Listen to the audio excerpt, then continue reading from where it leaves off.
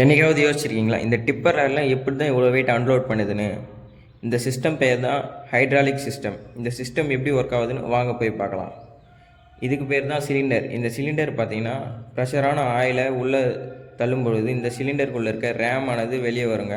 அந்த ரேம் வெளியே வந்து டிப்பரை பார்த்தீங்கன்னா மேல் நோக்கி தள்ளுங்க.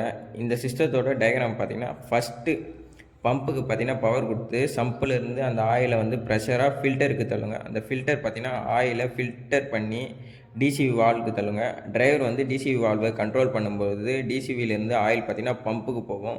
பம்பு பார்த்தீங்கன்னா அந்த டிப்பரை அன்லோட் பண்ணும். அந்த டயக்ராம் பார்த்தீங்கன்னா அது இருக்குது. இது போன்று தான் எல்லா டிப்பர் லாரியும் ஒர்க் ஆகும்.